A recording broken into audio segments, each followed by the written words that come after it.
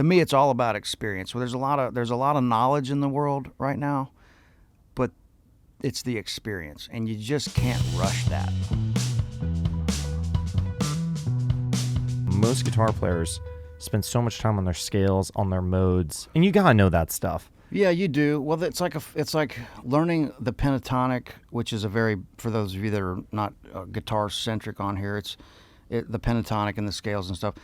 That's like learning how to cook an omelet if you're a chef, and it's like learning how to dribble the basketball, right? It's your fundamentals. It's your fundamentals, and you're never gonna depart from those. You're gonna use those every day. I'm using those every day, but they're designed to learn those, and then you move on, but you have to establish that fundamental, and it's not fun, and most of us get that out of the way when we're really young, from 10 to like 15 or 20. You've got we're not busy, we're not working, we're sitting at home and learning how to play. And so most of the guys that I work with in the education world of music they're older, they're CEOs, they're already very successful in these other things, and they played some guitar in college, and they're coming back to get back into it. And what I usually tell them right out of the gate is like, hey man, look, I know you don't want to do this for a living. You've got a full-blown career, you've got families, and so you don't have time to do this now.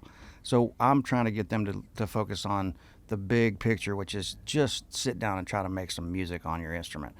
So anybody that's really going to be good doesn't really need a teacher, kind of. They're at home learning how to play on records, and they're sitting in with bands, and you're getting the experience. And so I think looking back on all this stuff now, I'm an completely uneducated musician and human being. I mean, I quit high school and 2 weeks into the 10th grade, never went back. But I kind of knew subconsciously that I was going to be a lifer musician, And so I got really lucky and fortunate for things to be pretty damn good and having more fun than ever and all that. But I can't remember where I was going. Do you have with some that. sense of pride? I can't remember where I was going with that. I had a great point. You were talking about musicians, lifers who. Well, yeah, and like the guys that are. It's about the experience and the hands-on stuff. So for me, my lack of music education in a formal sense has proven to be a good way to teach it, because it kind of. I'm not a music teacher. I'm a player first, and so. We're able to kind of trim the fat and get right down to the shit that we know that works, that we use to navigate our way through a variety of different genres on a daily basis in a town like Nashville. And me and the guys that I really respect in this town, that's how they all look at it. It's playing to the song, and it's hitting the money notes in a chord, because without the chord, you have an open. You have nothing until you commit to a sound, and then you're layering in things that embellish that foundation. Do you remember some key things that came to you though that you really felt were key concepts that were unlocked? Like, I've heard you talk about the Danny Gann video had a big influence on your playing. That was a big one. That was later on in my teenage years that I stole a lot of stuff from, and some concepts that I still teach and fall back on big time. What's in that video? I gotta go watch it again. There's some great stuff in there, but to be in sequence, I'll tell you the video that I watched, and these were VHS tapes back in South Alabama. Can you still find these? Do you know? You could probably find them on eBay or something. I don't know, but shit's getting hard to find. And I'm getting old too, which is why I have. Yeah, we talked about that earlier. An opinion, Yeah. But no, but anyway, but I'll tell you the video that changed my life, and luckily now we've got YouTube, man. I mean, guys want to learn stuff, just go to YouTube. It's incredible. But sometimes there's so much on YouTube that's hard to find the good stuff. Well, you got to know what you're looking for. That's the thing. Sometimes it's overwhelming. You still have to know what you're looking for, and so it's pretty crazy. But that's a whole other conversation. That's chapter 3, right? Yeah. But what changed my life on the guitar, I was stuck down in these frets trying to, play first 5 frets. Play fiddle tunes and bluegrass songs, and I could play a few blues licks and stuff in the first 4 or 5 frets.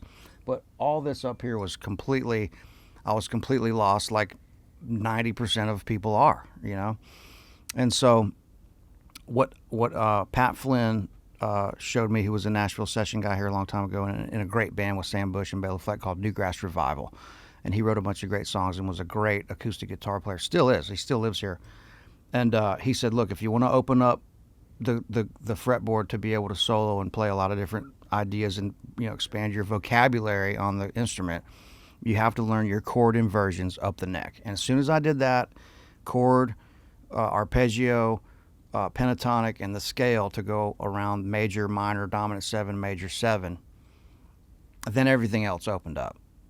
And that changed, that pivotal moment in that chunk of time, whether it was 5 or 6, 7, 10 years of, you know, of looking at that really sent me on my way to be able to combine that core fundamental approach and then combined with a really good ear, because my family had great taste in they're all still alive, has great taste in music, and exposed me to a lot of great music and a lot of people playing music in a room. You know, that's the one thing Nashville doesn't really do, except the bluegrass community.